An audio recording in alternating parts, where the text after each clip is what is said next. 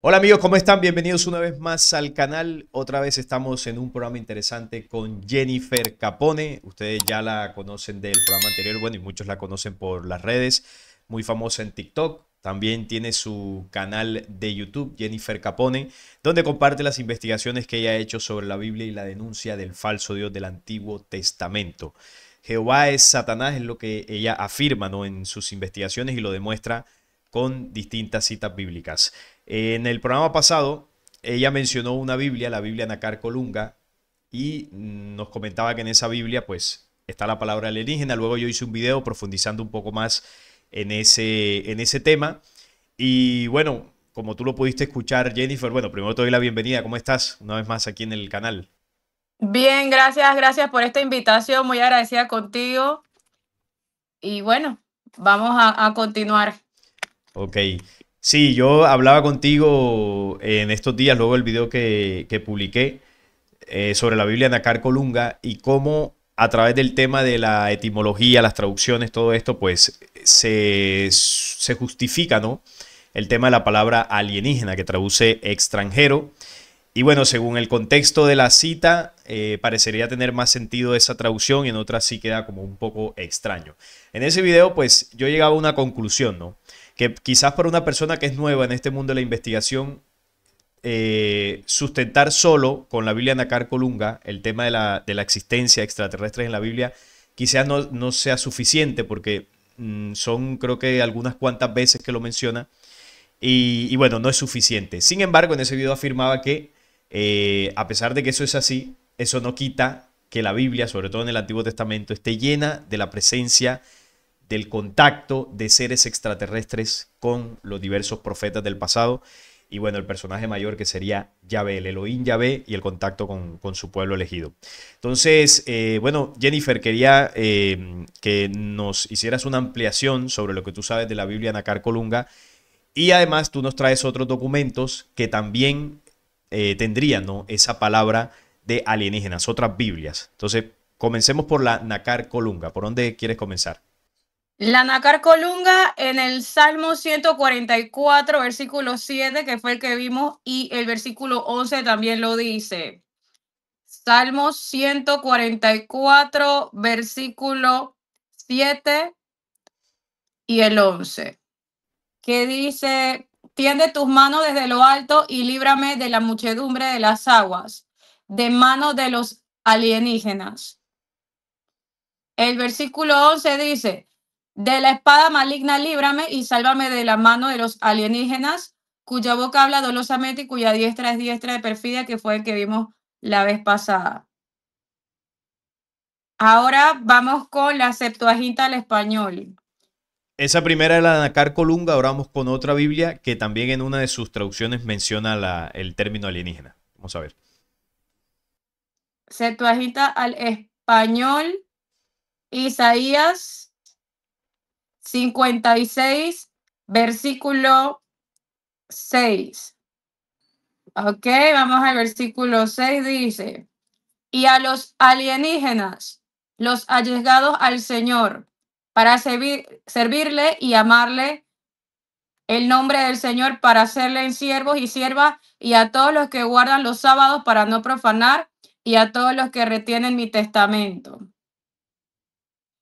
Ahora vamos a Isaías 61, versículo 5. Isaías capítulo 61, versículo 5. Dice: y llegarán alienígenas pastoreando tus ovejas, y extraños, aradores y viñadores. Muy, muy curioso este versículo. Sí, ahí en las traducciones pues más comunes, porque esta de la Septuaginta que estás mencionando, bueno, es primera vez que escucho esta traducción. ¿Qué palabra ponen después? ¿Extraños o Es- extranjeros también? Extranjeros, extraños, hombres extraños. Sí. Hombres extraños también está como que bastante raro. Sí, eso es algo que yo también comentaba en el video que hice, porque hombres extraños, o sea, ¿cómo así extraños? Que tienen cinco brazos, tres piernas, porque ahí ya invita a la interpretación y alguna vez haciendo un programa también con un colega acá en YouTube, íbamos a lo que eran las traducciones desde el hebreo y ahí cuando se referían a hombres extraños o a varones que los antiguos no sabían muy bien describirlo, en el hebreo había un término que era para describirlo, que eran los ich. Cuando se traduce al español decía varones. Pero ese término varón o ese término ich más bien no necesariamente hacía referencia a un varón, a un hombre masculino, sino a un ser que ellos pues lo asociaban con algún humano o una forma humanoide, pero no necesariamente un ser humano. Entonces, ese hombre extraño está haciendo referencia quizás a algo que ellos no podían identificar a ciencia cierta, pero bueno, le colocaban el término, ¿no?, que ellos comprendían. Se parecía a un hombre porque eran un humanoides. Al final estos seres tenían también brazos, piernas y quizás utilizaban esas referencias, ¿no?, para darse a entender. Pero es curioso. Ahora, ¿qué opinas tú, Jennifer, cuando se intenta justificar o sostener la idea de que no, de que alienígenas está ahí porque se hace referencia a extranjeros, personas de otras nacionalidades, También, ¿no? Hablamos de extranjeros cuando es alguien de otro país o extranjero también puede ser alguien de otro mundo. de otra tierra, sí. Ujú. Extranjeros a este mundo también. Es que cuando se habla también de hombres extraños y vemos todos estos ángeles, estos querubines, estos serafines en la Biblia que tienen tres alas y tantas cosas que describen, ¿no? Para mí estos eran los hombres extraños de los cuales habla la Biblia. Sí, para mí eran seres extraterrestres, que ellos sé que se referían así porque no logran identificarlos dentro de alguna raza humana conocida. Entonces, claro, ahora en la actualidad, para sostener el discurso religioso, sobre todo en lo que es la religión judeocristiana, tú sabes que ellos no aceptan como tal la presencia de estos seres en el Antiguo Testamento o en general en las religiones, no se acepta del todo que exista vida más o menos parecida a nosotros fuera de la Tierra. Hay algunas religiones que más o menos lo contemplan o no lo descartan, pero en general no es así. Entonces yo interpreto que esto hace parte, estas traducciones y esta justificación hace parte del ocultamiento, ¿no?, de lo que ocurrió en el Antiguo Testamento. Ahora, cuando tú has lanzado estas investigaciones, supongo que en tus redes habrán reaccionado personas religiosas. ¿Qué te dicen? ¿Qué es lo que te dicen? No, mira, estás interpretando mal. ¿Qué justificación te dicen? Que estoy sacando las cosas de contexto y que todo tiene que leerse en su contexto. Y la pregunta es, ¿cuál era el contexto? Porque, claro, decir que era un extranjero tampoco explica el suceso. ¿Por qué? Yo recuerdo cuando uno estudia el Antiguo Testamento, por lo general, cuando se habla de extranjeros o personas de otros lugares, por lo general la Biblia te dice de dónde son. No, mira, el Eteo, el Jebuseo, el Amorreo, siempre o casi siempre se explica de dónde vienen. Pero cuando se habla de los alienígenas o de estos hombres extraños, queda la incógnita. Bueno, ¿de dónde son? No se explica. Entonces, eso a mí me llama la atención. No sé si tú has notado eso en el Antiguo Testamento. Exacto, siempre se explica de qué tierra son, de qué área, si eran egipcios, si eran amonitas, si eran cananeos, si eran babilónicos, pero ahí estos versículos no están diciendo de qué nacionalidad eran estos extranjeros. ¿Hay alguna otra Biblia que tenga ese término? Sí, está la Biblia Juneman, Septuaginta al español, que es otra versión de la Septuaginta. Y en inglés está la New World Translation of the Holy Scriptures. Hebrew Names Version también lo dice. Y Lexman English Bible 2010. Bueno, hay varias. Que, ajá, que habla de alien. Ahí sí lo pone obviamente en inglés, los aliens. Que incluso en inglés, en algunas ocasiones se sigue utilizando el término aliens para referirse a extranjeros. Pero claro, es un término que ya hace mucho tiempo está asociado a vida extraterrestre, a la vida extraterrestre. Y es curioso porque en varias Biblias de estas que nos has mencionado, que invito a la audiencia a que anote, ¿no?, los nombres que tú has dicho y vaya y los compruebe, porque ahí está. Y esto es algo que, que poco se sabe, ¿no? En el Internet. Es decir, yo a ti es la primera persona que he visto que difunde ampliamente esta terminología que está en estas Biblias que para muchos son desconocidas. Yo, por ejemplo, varias de estas que mencionaste, bueno, porque están en inglés, no las conocía. Exacto. Cuántas Biblias te has leído tú? ¿Cuántas conoces? ¿Cuántas versiones? Uf, yo no sé cuántas, yo no te podría decir el número exacto. Sí, veo que tienes conocimiento de varias. Yo, la verdad, me he leído muchas menos. eh, y claro, por eso desconocía esto. Ahora, imagínate las personas que ni siquiera se han leído una sola. Todo el desconocimiento que hay. Que ese es el punto, ¿no? A veces se debate o quieren venir a refutar a alguien que ha hecho una investigación extensa y lo hacen desde el desconocimiento. Simplemente porque el pastor te dijo que es un libro sagrado, entonces tienes que creer en él y bueno, a partir de ahí tu conocimiento, bueno, es bastante débil sobre diversos temas. Ahora, ya que aportas, ¿no? estos otros elementos bíblicos para que las personas puedan, bueno, ir y comprobar, ¿qué otros pasajes de la Biblia que tú recuerdes nos puedes comentar donde tú digas, mira, esto aquí es un contacto extraterrestre, pero innegable? O sea, ¿qué cosa ves tú en esos pasajes que dice, mira, aquí se está hablando de una nave, aquí se está hablando de un ser, no sé, ¿qué nos puedes compartir? Mira, el pasaje de cuando Moisés se va 40 días con Jehová al Sinaí y después regresa y se cubre la cara. No quiere que le vean el rostro. No muestra orgulloso la gloria de Jehová en su rostro. Se la tapa, se la cubre como avergonzado. Para mí, él tuvo contacto con esta entidad que lo habrá parasitado. O sea, ¿por qué? Porque cuando leemos la Biblia Sacra Vulgata en latín, dice que a Moisés le salieron cuernos, no que le resplandecía el rostro. También cuando miramos la palabra Harán en hebreo, en la interlineal hebrea, y si ustedes agarran y investigan ahí, entran al Strong y verán que tiene cuerno. Dice la definición original en hebreo es que tiene cuerno, figuración de rayo. Y después está la definición que le añade la Reina Valera, que también dice que tiene cuerno y entonces le agrega la palabra brillante. Pero si nosotros agarramos, copiamos esa palabra en hebreo y la pegamos en el buscador de Google y ponemos imágenes, nos van a salir puros unicornios y animales con cuernos. Y no nos sale ningún ser brillante. Entonces la palabra específicamente está explicando que Moisés tuvo escuernos. Por eso no los mostraba orgullosamente. Y de hecho a Moisés se le pinta así, en muchas ocasiones con cuernos.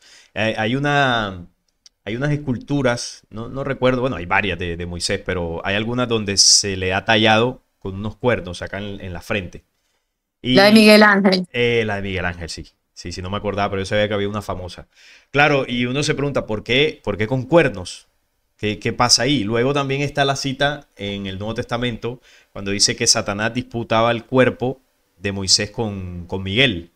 Y claro, ahí se ve una lucha de una fuerza oscura con una fuerza de luz, intentando apoderarse de un ser humano. Ahora, tú dices que Yahvé lo parasita. Claro, en esos 40 días, porque además dice, si no estoy mal es en Eclesiastés, que él entra a la nube y estuvo cara a cara con Yahvé por 40 días. También lo dice en el Antiguo Testamento, eso es en el Éxodo, ¿no? Y claro, 40 días en una nube. ¿Cómo te montas tú en una nube? ¿Una nube o una O nave? una nave, más bien, claro. Una nave. ¿Cómo te subes a a una nube y estás allí 40 días? Evidentemente, Moisés se subió a la nave, estuvo ahí con Yahvé, conversando con un ser físico que le entrega unas piedras con los mandamientos y ahí es donde él baja y lo que tú dices, no se deja ver el rostro por los cuernos que le salieron. Y en medio de eso el pueblo abajo hace el becerro de oro y bueno, y todo lo que se forma ahí. También hay otra cita que seguramente tú la recordarás cuando Yahvé se comienza a posar en la cima del monte. Dice que el monte temblaba, humeaba y salió una voz fuerte como de bocina. y Yahvé hablaba y Moisés le respondía. ¿A ti no te parece eso similar como al aterrizaje de una nave?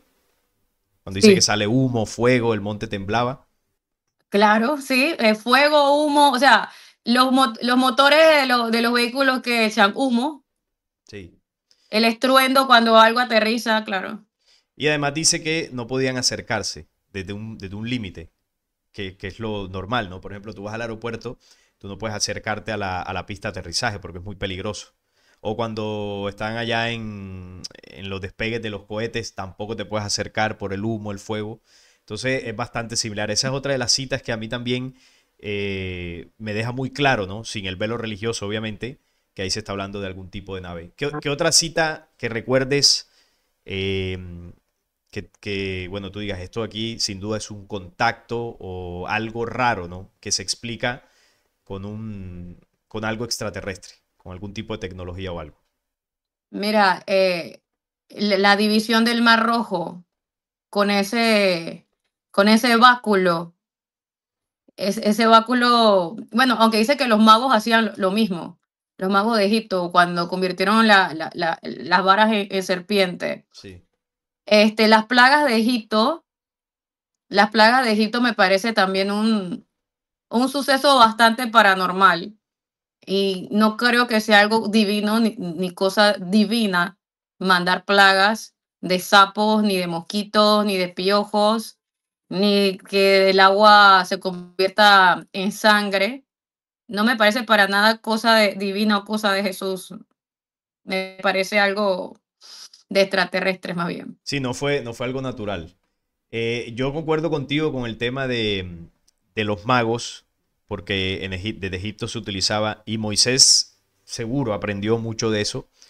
Y es posible que haya utilizado algún tipo de magia negra incluso para abrir, o fue tecnología extraterrestre o fue algún tipo de magia, porque también el lugar donde cruzaron no es que fuese demasiado profundo ni un mar súper extenso. Se sabe que Exacto. a través de magia negra se pueden mover los elementales, se pueden, bueno, mover las aguas, el fuego, se puede caminar por encima del fuego, y esta gente lo sabía hacer. Entonces, Moisés utilizó este tipo de artimañas, por así decirlo, supuestamente inspirados por Dios, para convencer al pueblo hebreo de salir de Egipto, un pueblo que no quería irse, ¿no? Ellos estaban bien allí, tenían su vivienda, tenían alimento, tenían todo seguro y se lo llevan al desierto a sufrir. Yo te pregunto, ¿tú crees que eso fue un engaño por parte de Yahvé y Moisés para prácticamente secuestrarlos, para llevárselos en contra de su voluntad? Sí, de hecho, dice Jesús que vuestro padre es el diablo y los deseos de vuestro padre el diablo queréis hacer. Él ha sido homicida desde el principio y no ha permanecido en la verdad porque no hay verdad en él. Cuando habla de mentira, de lo suyo habla porque es mentiroso y padre de mentira y porque os digo la verdad, no me creéis. Sí, se los llevó engañados, se los llevó engañados porque en Jeremías 4 dice que Jehová engaña en gran manera. Entonces, los engañó diciéndole que los llevaría a una tierra de paz donde fluiría leche y miel, donde nunca le faltaba el alimento. Y si nosotros hacemos un estudio acerca de Abraham, acerca de Jacob, acerca de Isaac, acerca de David, acerca de Ruth, acerca de todos los del Viejo Testamento que estuvieron en Israel, volvían a Egipto o cualquier otra parte del mundo porque siempre había hambre en la tierra prometida, Todos pasaron donde hambre. fluía. Sí, entonces fue un engaño, tantas guerras, el muro de Jericó y todo lo demás, por el gusto, porque después vino Nabucodonosor II y los extraditó al exilio a Babilonia. Entonces, por eso Jeremías dice, ay, ay, Jehová Dios, verdaderamente y en gran manera has engañado a este pueblo y a Jerusalén, diciendo paz tendréis y la espada les ha venido hasta el alma, porque Jehová les mintió diciendo que morarían ahí para siempre, lo cual fue mentira. Aún hasta el día de hoy no han podido conquistar esa tierra y se supone que 400 años después de Abraham vivirían ahí para siempre los descendientes de Abraham. Ni han pasado cuántos, 3.900 años y todavía nada. Sí, ahí fue un engaño total y además que es cierto lo que tú decías, llegan allí los descendientes después de Abraham y todo esto. Abraham pasó hambre, como tú dices, regresó a Egipto. Luego los mismos hijos de Abraham, Isaac, Ismael, Jacob, todos estos los descendientes se tuvieron que ir a otros lugares en varias ocasiones. Y luego las 12 tribus, bueno, no, los 12 hijos de Jacob, que tuvo más hijos, pero se nombran 12 principales.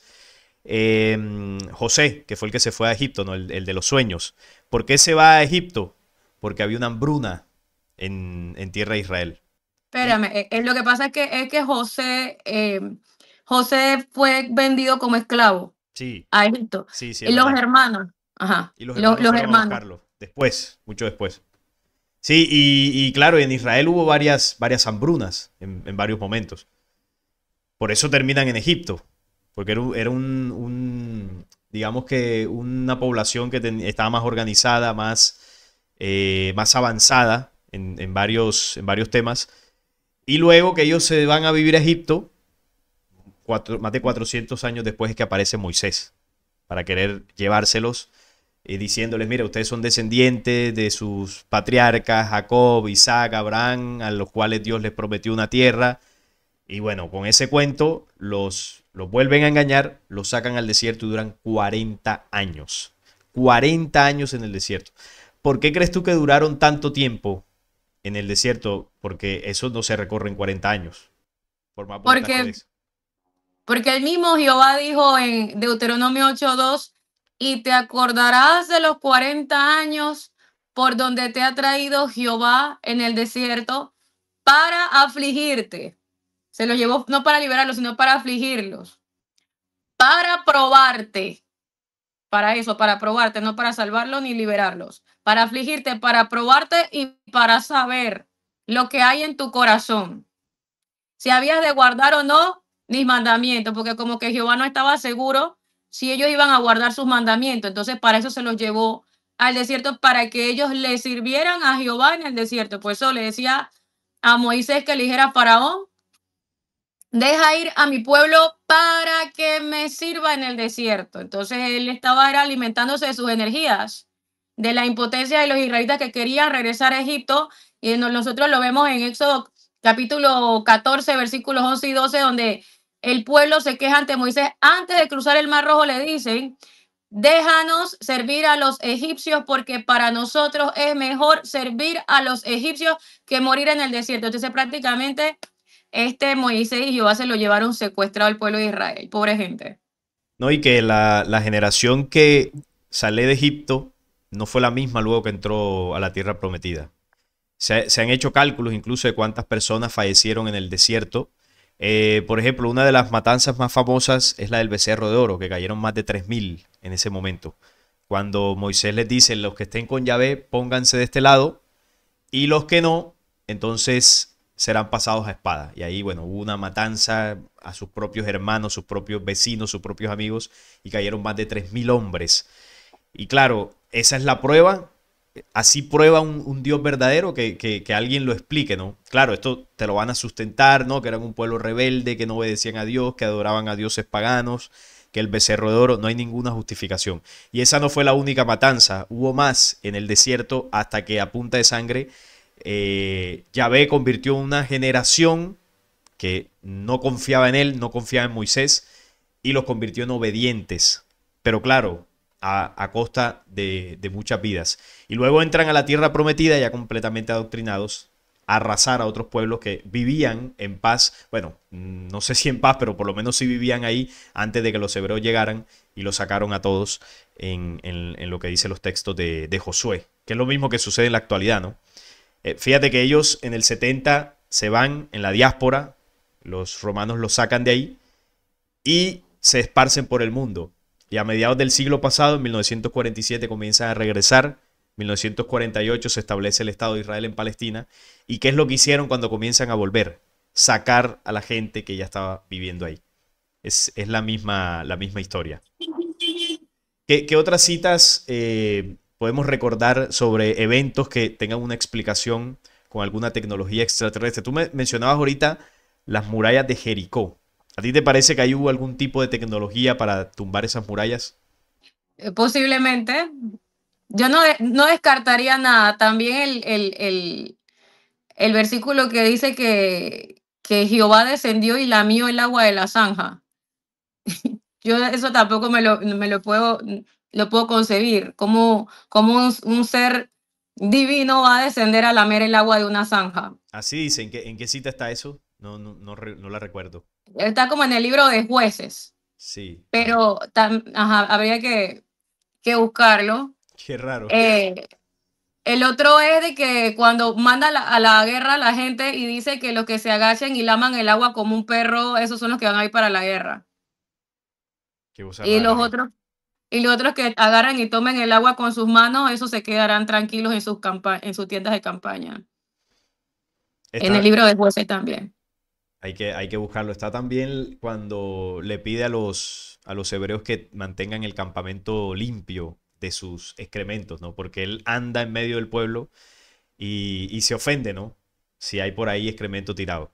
Eso es una prueba bastante contundente de que era un ser físico, no era ningún dios, y que además caminaba de vez en cuando en medio de ellos, no en medio del campamento. Sentía el olor Cuando, cuando visitó a Sara, por ejemplo. para decirle que iba a ser madre, que iba a quedar embarazada, a pesar de Sí. que no podía. ¿Tú qué piensas de eso, no? Ella no podía tener hijos con Abraham y el problema era de Sara, ¿no? De fertilidad, porque Abraham luego estuvo con Agar y tuvo a Ismael.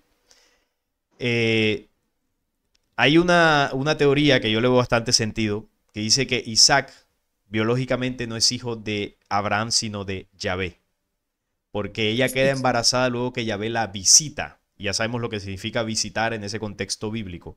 Luego de eso es que ella queda embarazada. ¿Tú qué opinas de eso? Es que mismo Yahvé dice y que haré constar a lo que le he prometido. Entonces, Jesús mismo dijo, si vuestro padre fuese Abraham, las obras de Abraham haríais. Claro. Y después dice, si vuestro padre fuese Dios, ciertamente me amaríais, pero vosotros sois de vuestro padre el diablo.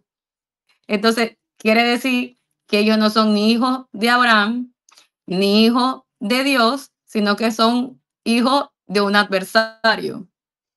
Sí, porque biológicamente si fuesen hijos de Abraham, Abraham era un ser humano, ¿no? Y Yahvé Ujú. era un extraterrestre, un Elohim.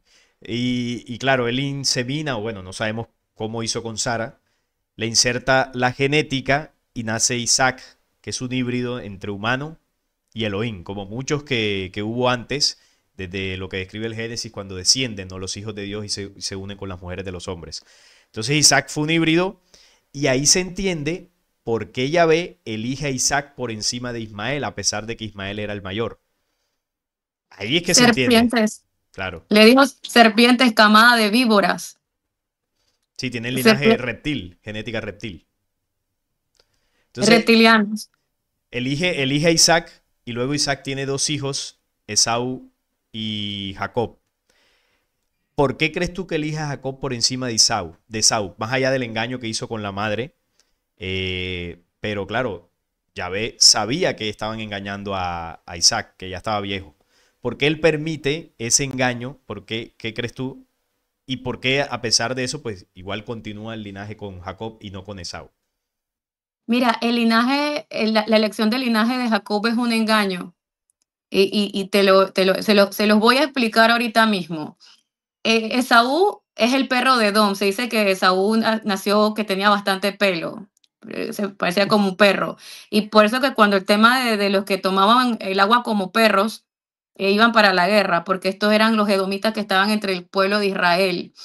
Cuando este Esaú tiene sus hijos, ¿no? Entre los nietos de Esaú está Cenaz, del cual vienen los ceneseos.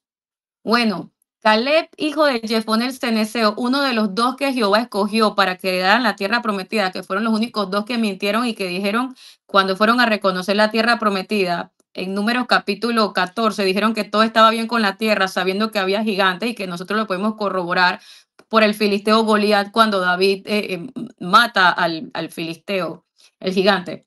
Este, estos dos mintieron y dijeron que todo estaba bien porque todos los demás estaban aterrados y querían regresar a Egipto. Bueno, Jehová escoge a Josué, hijo de Nun, que Nun en hebreo y en egipcio y en arameo significa serpiente. O sea, José, hijo de la serpiente, y a Caleb, hijo de Jefoné el ceneseo. Caleb significa perro, y los ceneseos eran los hijos de Cenaz, los cuales eran edomitas porque eran nietos de Saúl. Entonces, En pocas palabras, los que heredan la tierra prometida son los egipcios y los edomitas, porque Jehová los reemplaza. Cuando le dice a Moisés, apártate de ellos y yo los consumiré en un instante y a ti te pondré frente a gente más grande y más fuerte que ellos. Entonces, cuando Caleb y Josué heredan la tierra prometida, heredan Hebrón. Por eso la Biblia dice, los que dicen ser judíos y no lo son, sino que son sinagoga de Satanás, porque ellos se hacen pasar por los israelitas originales, pero en realidad fueron los que reemplazaron a los israelitas. Por eso Jehová dice, y no les daré la tierra que le prometí a vuestros padres, no se las daré. Entonces, eh, este, Esaú en realidad fueron los descendientes de Esaú los que heredaron eso y que se están haciendo pasar por la simiente de Jacob. ¿No? Y como tú dices que también hubo otras razas, parte de los egipcios también, porque para eso al final fueron los 40 años, para borrar una generación y suplantarla por otra, que fueron los que terminaron entrando, que era lo que comentábamos ahorita. Y sí es interesante eso que mencionas porque incluso dentro del rabinato y eso se maneja una versión de que deben venir dos Mesías. Primero uno, que es el Mesías de Edom, y luego otro que es el Mesías de la casa de David. Entonces, el Mesías de Edom, que dicho por ellos mismos, lo comparan con el trabajo que está haciendo Donald Trump. No sé exactamente en qué se fundamentan, pero bueno, quizás es por la ayuda que ha hecho Donald Trump a Israel y todo esto en los años que ha estado en el gobierno. Pero algunos lo llaman el Mesías de Edom, es decir, el Mesías previo a la llegada del Mesías descendiente de David, que sería el que ellos van a sentar en su tercer templo. O por lo menos esos son los planes que tienen. Entonces sí que llama la atención eso. Ahora, precisamente de eso quería preguntarte, con los planes que ellos tienen dentro del sionismo. Tú sabes que ellos hablan del tercer templo, ¿no? Quieren construir su tercer templo, vienen trabajando desde hace rato para eso. ¿Tú ves esto posible? ¿Que ellos puedan lograrlo? ¿Qué opinas tú de esa parte profética, ¿no? Del pueblo de Israel? Yo digo que les va a pasar lo mismo que siempre, que si lo llegan a completar, será enseguida destruido, porque cuando digan paz y seguridad les vendrá destrucción repentina, y ellos están destinados a eso, a que cada vez que construyan su castillito de arena se los destruyan. Sí, siempre ha pasado. Sí, lo más seguro es que lo logren y no por mucho tiempo. No lo lograrán por mucho tiempo. Ahora, ya para finalizar, para no quitarte demasiado tiempo, bueno, te agradezco por una vez más pasarte por acá por el canal. A la gente le gustó mucho el video anterior.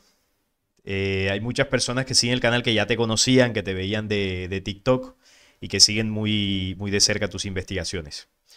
La última pregunta que te quería hacer para saber tu opinión.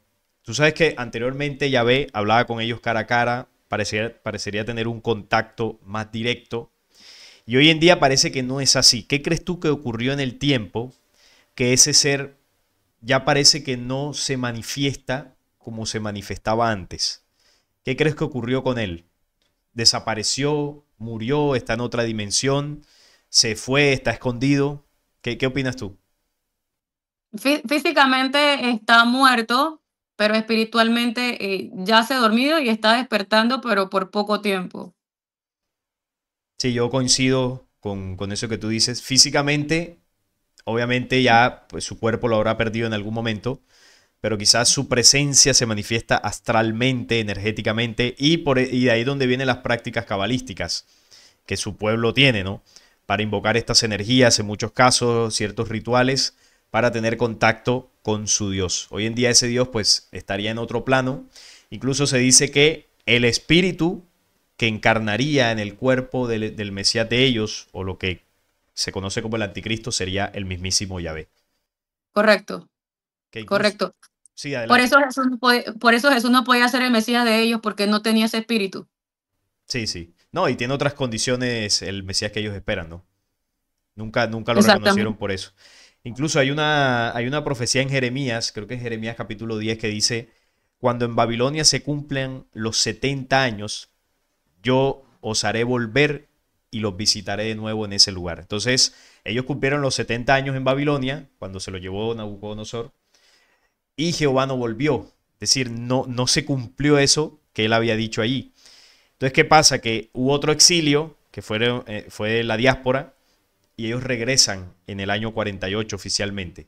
Pasaron 70 años en el año 2018 que lo celebraron. Y muchos interpretan que esa profecía de Jeremías podría tener cumplimiento en el presente. Es decir, el regreso de Yahvé sería en el cuerpo del anticristo, no como se los había prometido en el tiempo de Babilonia. Esa es una interpretación que podría tener cierto sentido, pero bueno, es probable eso, ¿no? Que ese ser se manifieste en el cuerpo del anticristo. Aunque sus promesas nunca se cumplen. Por lo general, sí. Y si se cumplen, son a medias. Exactamente. Sí, Es la sí. esperanza de ellos que acontezca así. Sí, eso es lo que ellos estudian, lo que dicen ahí en el rabinato y los que estudian la Torah y todo eso. Eso es lo que esperan y ellos están convencidos y por eso hacen todo lo que hacen, ¿no? Todo lo que han hecho en todos estos años de masacres, de colonizaciones, de invasiones ahí en esa tierra, es preparando el territorio para conquistar definitivamente Jerusalén y reconstruir su templo. Que es complicado por el tema del Islam, de los monumentos que están ahí, pero como tú dices, si lo logran hacer, de quitar esos monumentos de ahí, será por poco tiempo, porque los árabes no se van a quedar de manos cruzadas. Bueno, Jennifer, Exacto. yo creo que de esta forma vamos llegando al final de esta interesante charla. No sé si tienes algunas palabras finales o algo que quieras comentar ya para cerrar. Un consejo para la audiencia. ¿Cómo ustedes se dan cuenta si algún religioso sabe realmente de Biblia? Pregúntele quién le cortó el cabello a Sansón. Si le responden que fue Dalila, no saben de Biblia porque Jueces 16 y 19 dice que fue un hombre que le cortó las 7 trenzas a Sansón y Sansón perdió toda su fuerza. Así que con eso me despido de ustedes y gracias, Salim, por esta invitación. Claro que sí. Bienvenida cuando quieras acá al canal. Ya saben, Jennifer Capone en TikTok, en YouTube, bueno, en todas sus redes. Ahí la pueden conseguir para profundizar en las investigaciones que ella viene haciendo. No es más por esta ocasión. Les agradezco a todos por estar ahí y nos vemos en un próximo programa. Chao.